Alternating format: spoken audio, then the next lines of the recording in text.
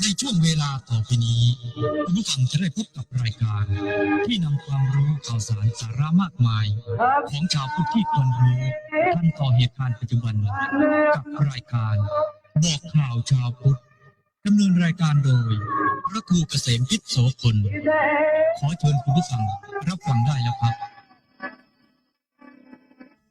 วัดจะดีมีหลักฐานเพราะบ้านช่วยบ้านจะสวยเพราะมีวัดดัดนิสัยบ้านกับวัดผลัดกันช่วยยิ่งอวยชัย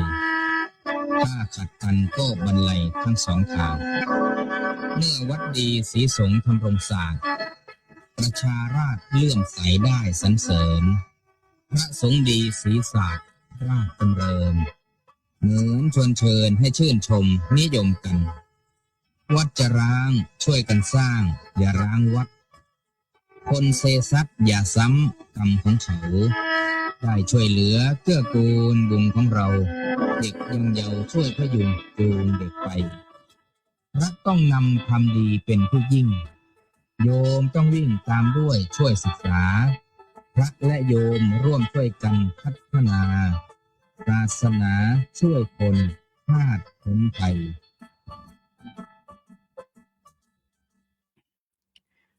ขอความนอบน้อมแด่พระรัตนตรัยขอถวายความเคารพพระเถรานุเถระทุกรูปที่กำลังติดตามรับฟังสถานีวิทยุวัดผิดโสภารามขอความสุขความเจริญในธรรมจงมีแก่ญาติโยมสาธุชนคนใจบุญทุกท่านศรัทธาญาติโยมสาธุชนทั้งหลายติดตามรับฟังรายการบอกข่าวชาวพุทธจากสถานีวิทยุ FM 102.75 เมกะเฮิรตซ์และอีกสถานีวิทยุอีก15สถานีที่รวมลิงก์สัญญาณรายการบอกข่าวชาวพุทธไปออกอากาศอยู่ในเวลานี้รายการบอกข่าวชาวพุทธยามเที่ยงเมื่อนี้ได้มาทำหน้าที่ตามปกติแล้วก็เป็นวันสุดสัปดาห์เป็นวันสิ้นเดือนของเดือนกรกฎาคมพุทธศักราช2569ดำเนินรายการโดยอาตมาภาพพระครูเกษมพิษโสพลผู้อำนวยการสถานีวิทยุวัดผิดโสภารามในมื้อนี้อากาศก็ครึ้มฟ้าครึ้มฝนหลายๆทีฝนก็ตกเพราะว่าเป็นฤดูฝนก็บ่แม่นเรื่องแปลกสำหรับพระสงฆ์องค์ข้าเจ้าเราพระสงฆ์ทั้งหลายทั้งปวงเข้าพรรษานับมาได้ละ1ราตรีพระสงฆ์ทั้งหลายก็อยู่จำพรรษามื้อวานนี้ก็ได้เว้าเรื่องวันเข้าพรรษาได้เกริ่นสู่ฟังไปแล้ว สำหรับมื้อนี้รายการบอกข่าวเช้าพุทธก็ขออนุโมทนาบุญกับผู้อำนวยการสถานีวิทยุทุกสถานีที่อำนวยความสะดวกลิงก์สัญญาณรายการบอกข่าวเช้าพุทธไปออกอากาศในสถานีวิทยุของเพิ่นแล้วก็ทั้งเบิดมี15สถานีวิทยุมื้อนี้บ่ได้เอ่ยนามชื่อสถานีวิทยุก็ขออนุโมทนาบุญกับสายทานศรัทธาญาติโยมผู้ติดตามรับฟังจากสถานีวิทยุต่างๆก็ฝากความคิดฮอดคิดถึงมาถึงท่านผู้ฟังสู่ขู่สู่คนสำหรับมื้อนี้นั่นรายการบอกข่าวเช้าพุทธกะท่ามกลางบรรยากาศครึ้มฟ้าครึ้มฝนหลายๆทีตอนนี้อาจสิยังมีฝนตกอยู่ก็ได้สำหรับจังหวัดอุบลราชธานีก็ผ่านไปกับงานแห่เทียนพรรษางานแห่เทียนพรรษานี่มีชื่อเสียงโด่งดังก้องโลกมานาน หลายปี มีการประกวดประคันประกวดประชันเทียนพรรษาหรือว่าต้นเทียนพรรษา เป็นวัฒนธรรม อันหนึ่งที่สวยงามอาตมาก็เคยไปเบิงเมื่อหลายปีมาแล้วล่ะ แต่ก่อนนั้นหลายปีดีดักมากก็บ่เคยไปเบิงแล้วก็มีโอกาสได้ไปเบิงครั้ง2 ครั้งหรือ3 ครั้งประมาณ เพราะว่าบางส่วนมากก็บ่ค่อยสะดวกบ่ค่อยมีโอกาสบ่ค่อยมีเวลาสิได้ไปเยี่ยมไปชม บางครั้งบางคราวบางปีที่มีโอกาสมีเวลาก็ได้ไปเยี่ยมครูบาอาจารย์พระสงฆ์ที่เพิ่นมีต้นเทียนประจำวัด ก็ไปชมฝีมือของสร้างไปชมฝีมือของต้นเทียนแต่ละต้นเทียนแต่ละอำเภอจังหวัดอุบลราชธานีมีทั้งเบิด25 อำเภอต้นเทียนก็มี25 ต้นเป็นอย่างต่ำนะปีนี้ฝนตกห่ำฟ้าฝนชลทาน ดีก็เอิ้นว่าทุกปีละที่ผ่านมาก็มีฝนตกว่ามันแทบทุกปี เพราะว่ามันเป็นฤดูฝนเด้ปีนี้ถึงแม้นว่าสิเป็น8 2 หนสิเป็นปีมีอธิกมาศก็ฝนตกดีคือกันแม่ค้าแม่ขายก็สิลำบากในจังน้อยขายของก็สิบ่ม่วนแน่เพราะว่าฝนตกมันเปียกมันชื้นอันนั้นก็เรื่องของเทียนพรรษาเนาะสำหรับทางวัดว่าอาราม1 ราตรีผ่านไปพระสงฆ์สามเณรอยู่จำพรรษาทั้งวัดผิดโสภารามปีนี้ก็มีพระสงฆ์ทั้งเบิด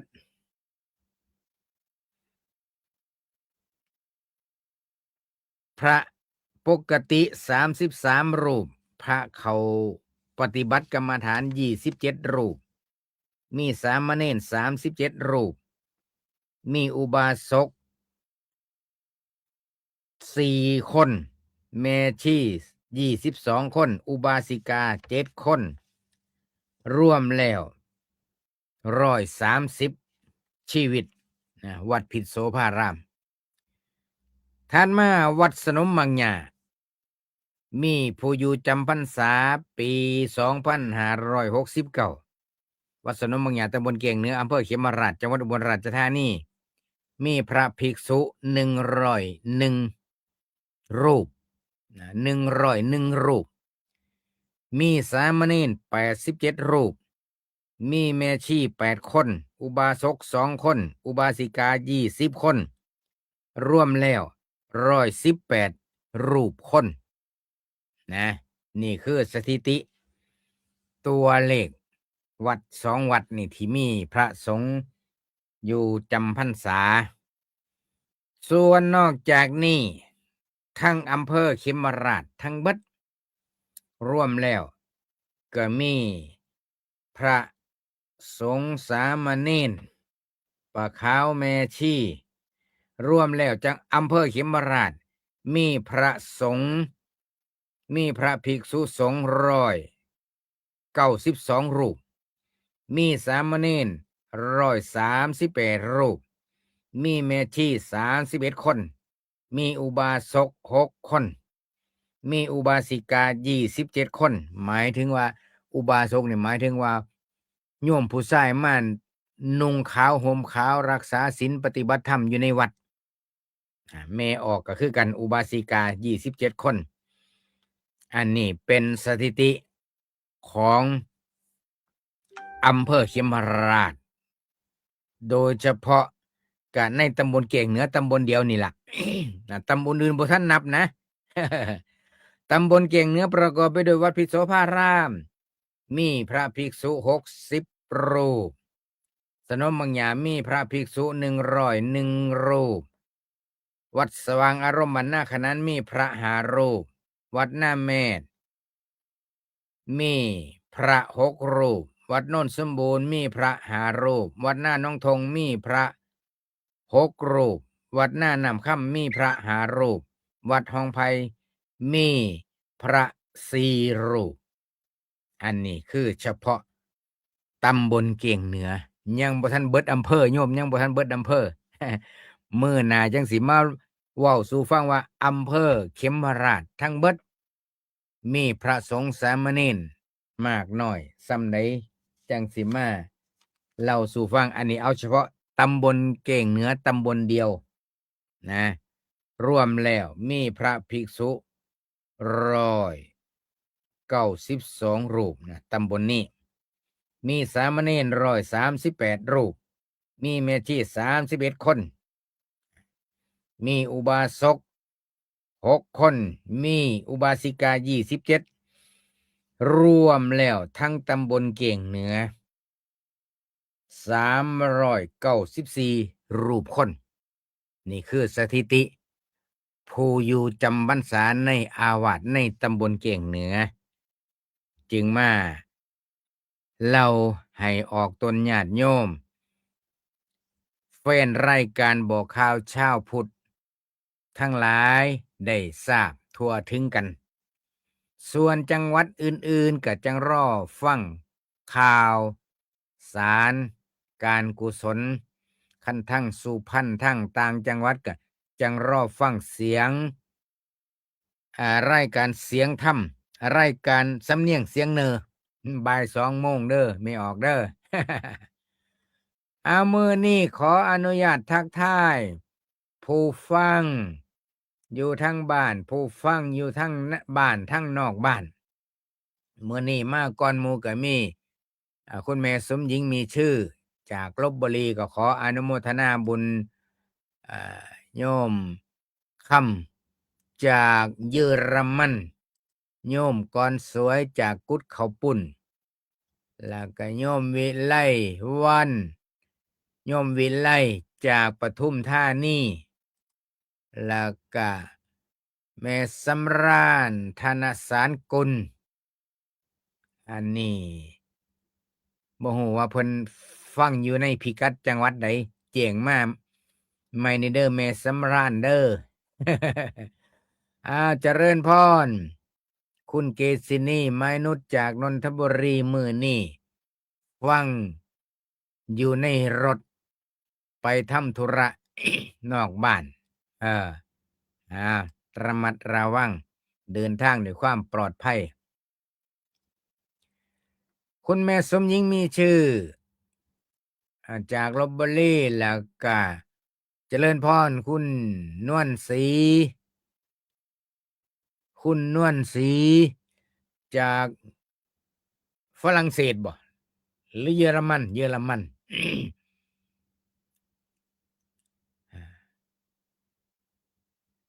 เจริญพรคุณชาติชายกรสงแก้วอยู่ดีไม่แห้งสู่ขู่สู่คนคุณราณีวันพืช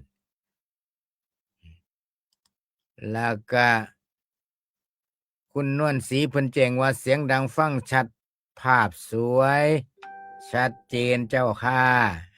ฝีมืออาตมานี่แหละโยมบ่มีผู้ย่องก็ย่องเอาเองเนาะ ฝีมือภาพถ่ายจากกล้อง นะภาพถ่ายจากกล้องแล้วก็เอามาประกอบกันหลายๆภาพอันนี้แต่ว่าตัวหนังสือนี่เป็นตัวหนังสือที่ AI เฮ็ดให้ก็ขออนุโมทนาบุญคุณแม่สาครชูราฟังจากพี่บูลมั่งสาหาร คิดว่าฝนคงสิตกอยู่เนาะทั้งพี่บุญมั่งสาหารเจริญพรพึ่งตนพึ่งธรรมนำพุทธอ่านบ่ได้เด้อโยมเด้อขออภัยผมฟังอยู่เกาะสมุยครับโอ้สาธุเจริญพรขออนุโมทนาบุญหลายๆที่แจ้งพิกัดมาให้ทราบว่าฟังจากสถานที่ใดขอโมทนาบุญหลายๆ ทุกท่านทุกคนขออนุโมทนาบุญนำทุกท่านละที่มาเป็นกำลังจิตกำลังใจ เพราะว่างานเผยแผ่พระพุทธศาสนาทางสถานีวิทยุณปัจจุบันนี้นอกจากสถานีวิทยุแล้วก็ยังสามารถฟังได้ทางโลกออนไลน์ อันนี้ก็เพื่ออำนวยความสะดวกให้ญาติให้โยม เพราะว่าในยุคสมัยปัจจุบัน ก็ต้องปรับปรุงเพิ่มเติมแม่นว่าสิมีค่าใช้จ่ายเพิ่มเติมเฮาก็ต้องยอมเพื่อหยังเพื่อว่าอำนวยความสะดวกให้ญาติโยมได้สดับรับฟังรายการธรรมะต่างๆสถานีวิทยุวัดพิโสพารามเปิดออกอากาศตั้งแต่ตี4:45 นาทีนี่เสียงออกอากาศตั้งแต่ตี4:45 นาทีไปสิ้นสุดเอาหลัง4 ทุ่มทุกวันเพราะว่าสถานีวิทยุอยู่ในโซนอำเภอเขมราชจังหวัดอุบลราชธานีตั้งแต่เริ่มแรกก็มาทำการวิจัยคือสิบ่มีผู้ฟังเบิดคืนสอดแจ้งสนะอีกอย่างหนึ่งก็เพื่อว่าเป็นการประหยัดค่าใช้จ่ายลงก็เลยปิด4 ทุ่มนะอันนี้ก็แจ้งให้ญาติโยมได้รับทราบโยมแม่ออกนวลศรีเพิ่นว่าโยมบ่ทันได้ย้ายบ้านเพิ่นว่าก็ดีคือกันอยู่หม้องเก่าหั่นล่ะดีที่สุด เออ รายการบอกข่าวเช้าพุทธกสิมาพบปะกับท่านผู้ฟังเป็นประจำทุกวันจันทร์ถึงวันศุกร์มื้อนี้กสิมาเว้าเรื่องวันเข้าพรรษาหรือการเข้าพรรษายังบ่จบมื้อนี้สิมาเว้าต่อให้จบคือว่าการเข้าพรรษาที่สำคัญอันนี้อาตมาสิเว้าเรื่องพระวินัย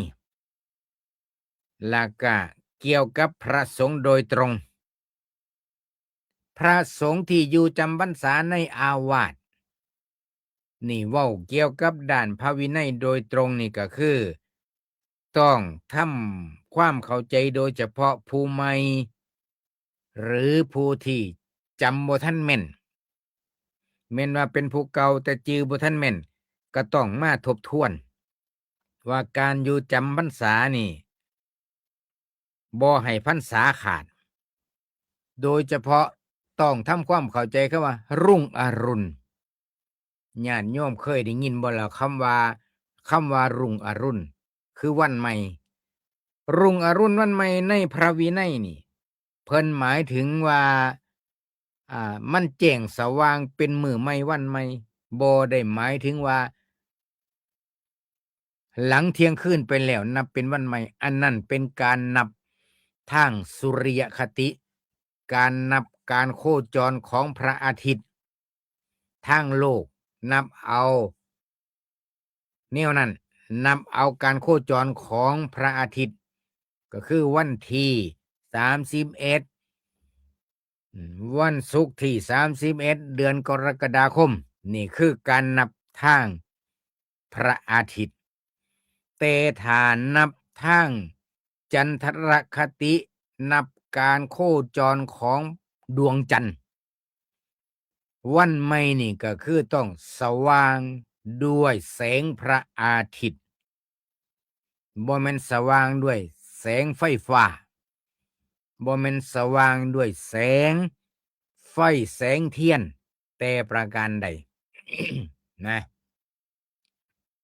เพิ่นจึงเอ่ยว่ารุ่งอรุณสังฆกรรมสงฆ์หลายๆอย่างเพิ่นนำเอาวันใหม่นี่ก็คือรุ่งอรุณเช่นพระสงฆ์ที่เขาอยู่ปริวาสกรรมปฏิบัติธรรมเขาปริวาสกรรมเขามานัดต้องนับราตรีต้องให้ได้รุ่งอรุณ รุ่งอรุณวันใหม่นี่ก็คือมันแจ้งสว่าง อย่างน้อยๆสายตาคนเฮานี่ต้องหูจักว่าใบไม้อ่อนใบไม้แก่ใบไม้แห้งมองแล้วหูด้วยสายตาเปล่าๆนี่เอิ้นว่ารุ่งอรุณเป็นวันใหม่แล้ว พระสงฆ์ที่อยู่จำพรรษาจังสิออกนอกเขตวัดได้ญาติโยมคันออกแต่บ่ทันสว่างออกนอกวัดแล้วไปสว่างอยู่ข้างนอกวัดอันนี้เอิ้นว่าพรรษาขาดดังนั้นเฮาสิสังเกตเห็นได้ง่ายๆว่าพระสงฆ์ในช่วงพรรษานี่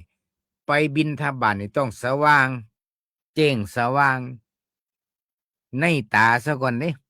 จังออกจากอาวาสได้จังสิไปทำกิจอย่างอื่นได้นี่คือการนับราตรีคำว่ารุ่งอรุณเกี่ยวกับพระวินัยนะเกี่ยวกับพระวินัยของพระภิกษุสงฆ์เรื่องนี้โดยเฉพาะอย่างยิ่งถ้าเป็นพระใหม่ครูบาบวชใหม่นี่ก็ต้องพยายามใส่ใจถามครูอุปชฌาย์อาจารย์ทำความเข้าใจให้แม่นยำเกี่ยวกับเรื่องการเรื่องเวลาเรื่องคำว่ารุ่งอรุณให้ทำความเข้าใจจังสี่พรรษาจังสิบ่ขาดนะขั้นพรรษาขาดต้องอาบัติทุกกฎที่นี่มาเว้าถึงว่าเมื่อเข้าพรรษาแล้วญาติโยมบางท่านบางคนก็อาจสิสงสัยนี่เว้าเรื่องพระวินัยคือจังเคร่งครัดนี่แต่ว่าเป็นหยังในพรรษาคือยังเห็นพระสงฆ์เดินทางไปกรุงเทพเดินทางไปต่างจังหวัดอันนี้ก็ตามพระวินัยเพิ่นเอิ้นว่าสัตตหกรณียะเหตุที่ทรงระบุสิออกจากที่จำพรรษาไปได้ชั่วคราวเว้าภาษาคนเว้าภาษาบ้านเฮาก็เอิ้นว่าลาพรรษาลาพรรษาไปทำกิจที่สำคัญเหตุให้ล่าพรรษาหรือว่าทำสัตตหกรณียะได้ครั้งละ7 วันเช่นบิดามารดาเจ็บไข้ได้ป่วยหรือว่าพระอุปชฌาย์เจ็บไข้ได้ป่วยนักบ่แม่นเจ็บหัวปวดฟันเด้ในที่นี้หมายถึงว่าป่วยหนักต้องลาไปเพื่อหยังเพื่อไปเยี่ยวยาไปรักษาพยาบาลไปเยี่ยมยามถามข่าวไปอุปถัมภ์ประถากพระอุปชฌาย์ที่เพิ่นอาพาธหนักหรือโยมพ่อโยมแม่ป่วยหนักต้องไปดูแลไปเป็นกำลังใจเป็นขวัญกำลังใจให้โยมพ่อโยมแม่ที่เพิ่นป่วยหนักนี่ลาไปได้เทื่อละ7 วันต้องกลับมาสู่อาวาสต้องกลับมาสู่อาวาส นับได้7 วันแล้วเมื่อวันที่7ต้องถึงวัดนะแล้วก็จังลาไปใหม่มาค้างคืนอยู่ที่วัดซะก่อนจะคืนหรือ2 คืนก็จังลาไปใหม่ถ้าหากว่าบิดามารดาหรือว่าพระอุปชฌาย์ยังป่วยหนักอาพาธหนักอยู่นี่ก็จังลาไปรอบใหม่กลับมาเอาพรรษาซะก่อนเพราะว่าเพิ่นให้ลาครั้งละ7 วันสัตตหะนี่กรณียะมีกรณีเป็นกรณีพิเศษ2เหตุที่2ที่สามารถลาพรรษาได้มีเพื่อนสหธรรมิกที่เป็นพระภิกษุเป็นสามเณรมีความกระสันอยากศึกอันนี้ก็ลาพรรษาไปได้เพื่อหยังเพื่อไปเยียวยาไปเว้าไปคุยให้พระภิกษุหรือสามเณรที่อยากศึกนั่นให้ได้กลับจิตกลับใจสะก่อน ให้อดทนไปเสียก่อนซ้ำออกพรรษาจังสี่กิจนี่การล่าไปได้สามกิจของสงฆ์เร่งด่วน เช่น ไประงับอธิกรณ์คำว่าอธิกรณ์ก็คือ เกิดความขัดแย้งเกิดขึ้น ในหมู่สงฆ์ในอาวาสแห่งใดแห่งหนึ่งกลับไปเพื่อไประงับอธิกรณ์หรืออาจจะเป็นกิจของสงฆ์บางอย่างเช่น ไปซ่อมแซมวัดชำรุดอาจสิชำรุดเพราะว่าตภัยอุทกภัยอัคคีภัยเหล่านี้นะ หรืออาจจะเกิดเสนาสนะเกิดชำรุดสุดโทรมเพราะสัตว์ป่าพวกสร้างจังสิคันเป็นวัดป่าเมื่อมันเกิดเหตุจังสิแล้วเฮากับไปเพื่อไปเยียวยาไปซ่อมแซมเสนาสนะซอยสงฆ์อันนี้ล่าไปได้ใน7 วันประการต่อมาประการที่สี่นะประการที่สี่กิจนิมนต์ทางศรัทธาอันนี้หมายความว่ามีญาติมีโยมตามนิมนต์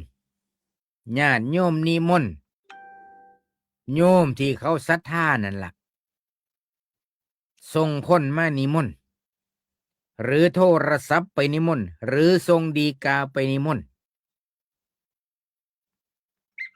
เป็นกิจที่จำเป็น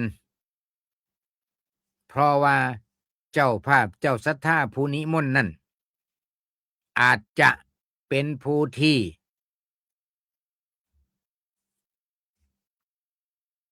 ชราภาพมากบ่ไว้เนื้อเชื่อใจในชีวิตตัวเองว่าสิอยู่ตลอดรอดฟังจนออกพรรษาบ่ไว้ใจ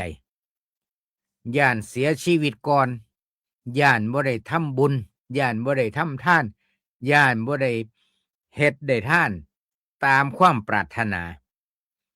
ก็เลยนิมนต์พระสงฆ์ไปโปรดไปภายนิมนต์มาบ้านผู้ขาแหน่ผู้ขาอยากทำบุญทำทานมื้อนั้นมื้อนี้อันนี้เพิ่นก็ให้ลาไปได้นะไปเพื่อกิจธุระของคณะสงฆ์เช่นไปหาอุปกรณ์มาซ่อมแซมกุฏิหรือว่าไปทำสังฆกรรม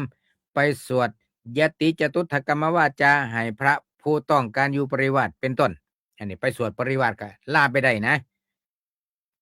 อันนี้เป็นกิจของสงฆ์ที่จะต้องไปสัตตหกรณียะไปกำหนด7 วันตามพระวินัยถือว่าพรรษาบ่ขาด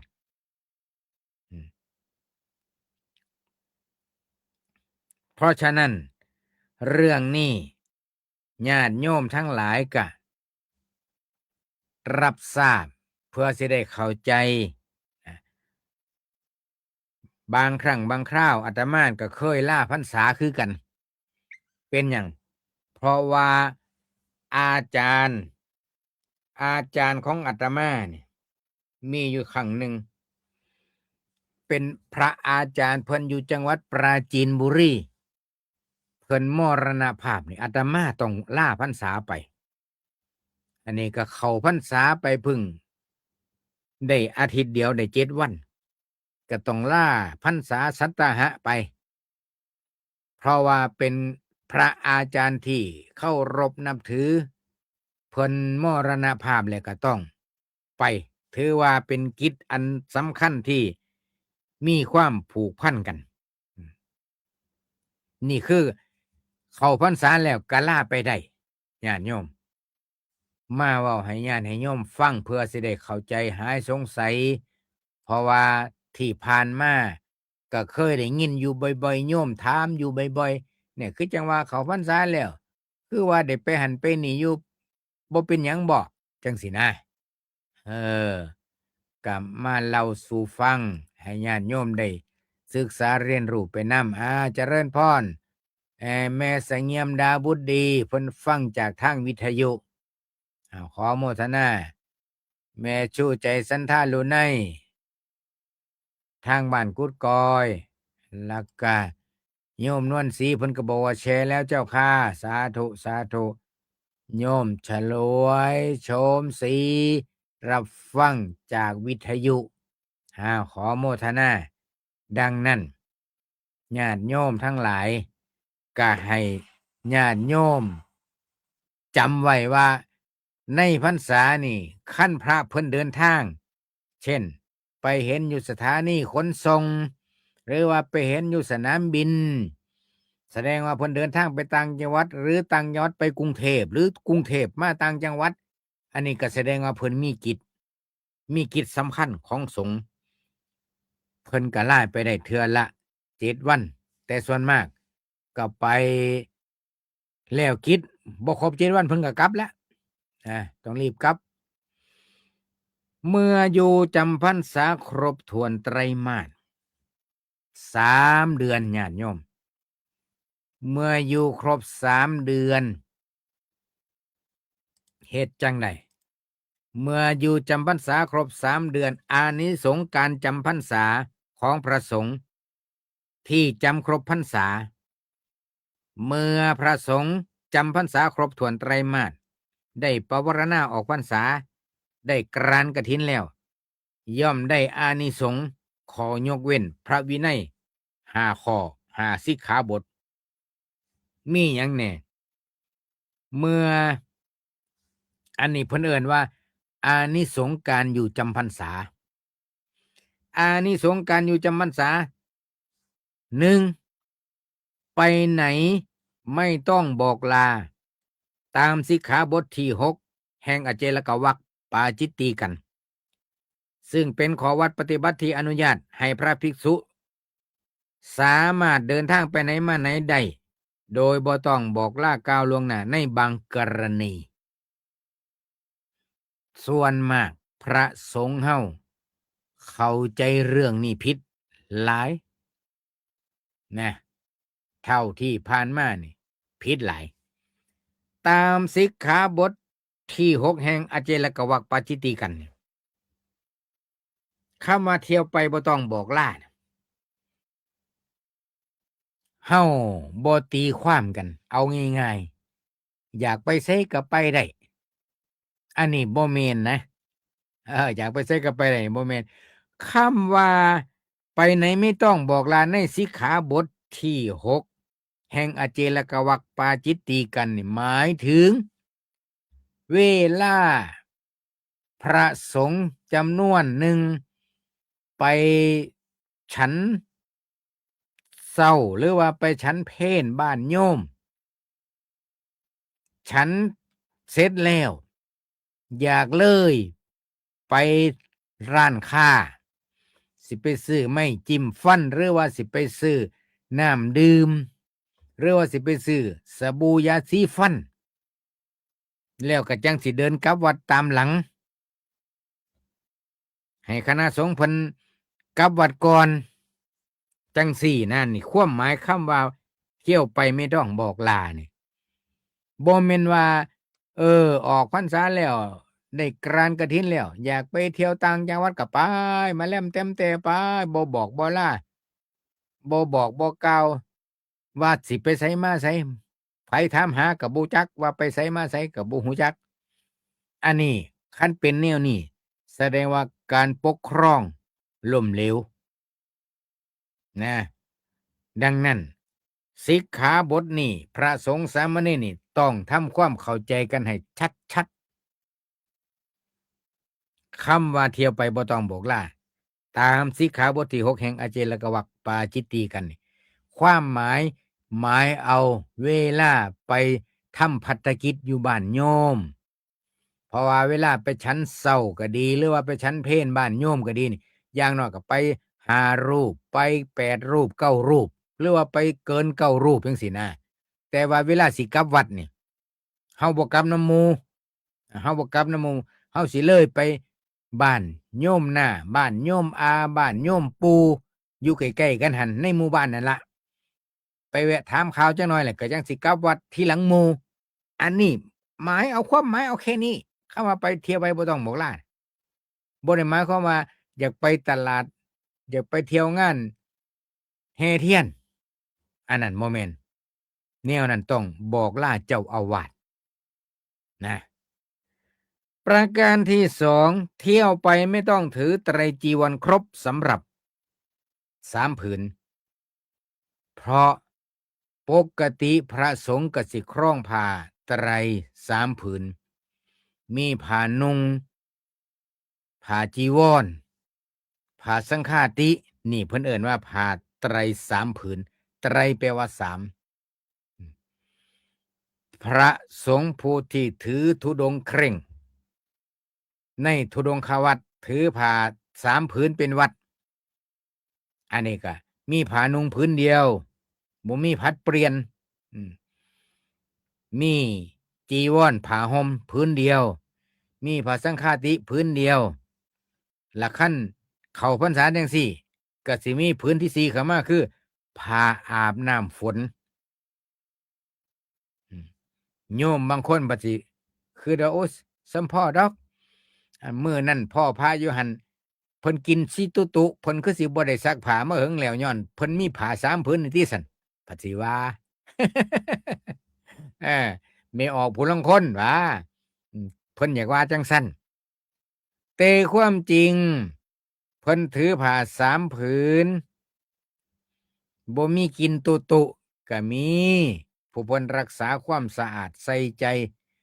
และก็บ่ได้เดินทางไกลคันเดินทางไกลนี่ก็ลำบากนิดจังหน่อยคันถือผ้า3ผืนเช่นเช่นจังได๋เช่นเวลาเดินทางไกลสมมุติว่าไปนมัสการสังเวชนียสถาน4ตำบลที่ประเทศอินเดีย10วันสมมุตินะหลังจากกรานกฐินแล้วหลังจากเบิดเขตกรานกฐินแล้วไปอินเดียถือผ้า3ผืน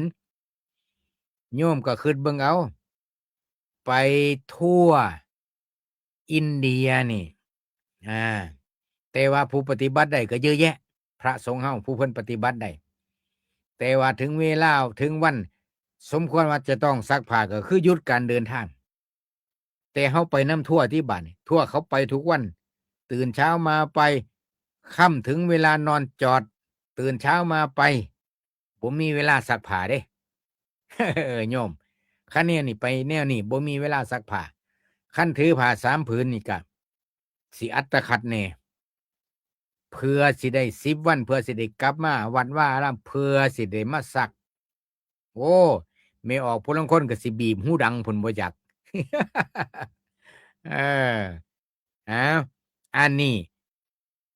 การเที่ยวไปบ่ต้องถือผ้าไตรจีวรเป็นครบสำหรับหมายถึงว่านี่ได้อานิสงส์จำพรรษาแล้วผ้าสังฆาติผ้าผ่านบ้านนี่บ่ถือไปนำก็ได้ไปข้างแรมจักวันจะขึ้นก็ไปได้บ่ต้องถือไปนำอุยุอัญญะหรืออยากถือไปก็บ่ผิดได้อานิสงส์แหละถือไปก็ได้บ่อยากถือก็ได้นี่เพิ่นเอิ้นว่าอานิสงส์การจำพรรษานี่คุ้มครองพระวินัยหลายสิกขาบทเพื่อให้พระสงฆ์ผู้ที่อยู่จำพรรษาครบ3เดือนนี่ได้อิสรภาพบางอย่างบางกรณีเช่นบ่ถือผ้า3ผืนไปครบมีแต่ผ้านุ่งกับผ้าจีวรซ้ำนี่พ่อฉันนะ3ฉันคณะโพธิได้อันนี้ญาติโยมส่วนใหญ่เนาะโยมกับผู้สังเกตกับสิสังเกตไปบางวัดพระเพิ่นกับฉันในบาทไปบางวัดพระบ่หลายกับฉันพุละวงพุละผ้าญาติโยมผู้บ่ฮู้จักก็อีหยังพระบ่กี่รูปคือบ่สันวงเดียวกันจังบ่ได้แต่งเพราะเขาหลายนี่ไม่ออกก็สิคิดในใจอยู่เด้บางคนเพราะว่าเพิ่นต้องฉันคนละสำหรับตราบใดที่ยังบ่ทันได้อานิสงส์จำพรรษาเนี่ยแต่ไปบางวัดเป็นหยังบัดนี่เพิ่นคือฉันเป็นวงต้องแต่งเพราะเขาผ้าเขาหนึ่งต้องพระ4รูปอันนั้นหมายถึงพระสงฆ์อยู่ร่วมกันจำนวนมากภัตตาหารบ่เพียงพอ ผ้าเขาบ่พอก็จำเป็นจะต้องนั่งล้อมวงกันวงละ4 รูปบ้าง5 รูปบ้างแต่ว่าในเมื่อได้อานิสงส์แล้วนั่งล้อมวงได้แต่ว่าถ้าอยู่ในพรรษานี่เป็นหยังบางวัดคือล้อมวงเหตุผลก็คือว่าภัตตาหารไม่เพียงพอก็จำเป็นจะต้องนั่งล้อมวงนะข้อ4หลังจากอานิสงส์การจำพรรษาแล้วเก็บอติเรกจีวรได้ตามปรารถนาหมายความว่าอยากมีผ้าจีวรผัดเปลี่ยนเป็นผืนที่4หรือว่าอยากมีผ้านุ่ง2 ผืนผัดเปลี่ยนอันนี้ก็ได้ในเมื่อได้อานิสงส์อยู่จำพรรษาแล้วจีวรลาภอันเกิดในที่นั้นเป็นของภิกษุเมื่อมีญาติมีโยมนำผ้าจีวรมาถวายเกินกว่าไตรครองสามารถเก็บไว้ได้บ่ต้องสละเข้ากองกลางในเมื่อได้อานิสงส์การจำพรรษานี่คืออานิสงส์การจำพรรษาสำหรับพระภิกษุดังนั้นเพิ่นจึงว่าให้เทเฮาได้อยู่จำพรรษาสำหรับอานิสงส์การจำพรรษา5 ข้อนี้ถ้าหากว่าวัดใดมีญาติมีโยมไปทอดกฐินเมื่อในอาวาสแห่งนั้นมีการกรานกฐินแล้วอานิสงส์ห้าข้อนี่สิยืดจากวันเพ็ญเดือน12ไปถึงวันเพ็ญเดือน4อานิสงส์จำพรรษานี่สิได้เดือนเดียวคือตั้งแต่แรม1 ค่ำเดือน11ไปถึงวันเพ็ญเดือน12นี่คืออานิสงส์การจำพรรษาได้เดือนเดียวแต่ถ้าในอาวาสแห่งนั้นมีญาติมีโยมไปทอดกฐินได้มีการกรานกฐินเกิดขึ้นพระภิกษุทุกรูปในอาวาสนั้นสิได้รับอานิสงส์5 ข้อนี่ยืดออกไปถึงวันเพ็ญเดือน4นี่คือพระวินัยของพระนะที่สำคัญอีกอย่างหนึ่งก็คือเรื่องคณะโพธิฉันคณะโพธิอีกอย่างหนึ่งก็ยังมีว่าถ้าในช่วงในพรรษาเนี่ยญาติโยมนิมนต์พระอย่าสิออกซื้ออาหารนี่ก็อย่างหนึ่งเด้ขอวัดปฏิบัตินี่คือเรื่องพระวินัยนิมนต์ท่านพระครูสันตำบักหุ่งเด้อสิบ่ได้เด้โยมมื้อนี้นิมนต์ท่านพระครูสันต้มปลาต้มเป็ดเด้อนี่บ่ได้เด้บ่ให้ออกซื้ออาหารผิดพระวินัยผิดสิกขาบทญาติโยมพากันจือไว้แต่ก็อีกละส่วนใหญ่กับพระนี่ละพาโยมเป็น ใส่ศัพท์ใส่หยังบ่ค่อยถูกต้องโอ้ยโยมหาตำบักหุ่งมากินนี่นะอย่ากินตำบักหุ่งเรียบร้อยคะแนวนี่ก็ได้ก็แสดงว่าพระนำผิดบ่ถูกต้องคืออาหารนี่คันแม่นว่าโยมสินิมนต์พระไปฉันก็บ่ให้ออกซื้ออาหารเฮ็ดจังได๋ซั่นคันยามมื้อเช้าก็นิมนต์พระคุณเจ้านิมนต์พระอาจารย์นิมนต์หลวงพ่อนิมนต์หลวงหน้านิมนต์คุณเณรนิมนต์ลูกเณรไปฉันจังหันเด้อมื้ออื่นเช้าซ้ำนี่พออย่าสิไปว่ามื้ออื่นเช้านิมนต์เณรไปฉันลาบงัวขัวไก่เฮือนขาน้อยเด้อบ่ได้ต้องให้พากันสำรวมสังวรระวังอย่าให้เพิ่นได้ต้องอาบัติคันพระนี่ต้องอาบัตินะคันไปฉันตามที่โยมนิมนต์ อืมต้องอาบัติผิดสิกขาบทนะผิดสิกขาบทแต่ว่าในเมื่อว่าออกพรรษาแล้ว ออกซื้อได้โอ้ยนิมนต์หลวงพ่อสันเขาเมาเด้อได้คันออกพรรษาแล้วเด้อืมคันแม่นว่าได้รับอานิสงส์กฐินก็ยืดเวลาไปถึงวันเพ็ญเดือน4คือกันเพราะฉะนั้นอันนี้อาจสิเป็นเรื่องเกร็ดเล็กเกร็ดน้อยแต่ว่าฝากไว้ให้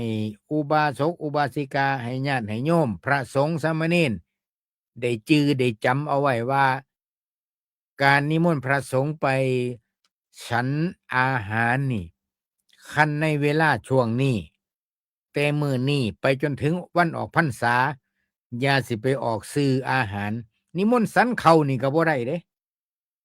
นิมนต์สันเขานิมนต์สันข้าวต้มบ่ได้เด้ ต้องว่านิมนต์จังหันเด้อได้เวลาจังหันแล้วอืมฝากเด้อโยมเด้อ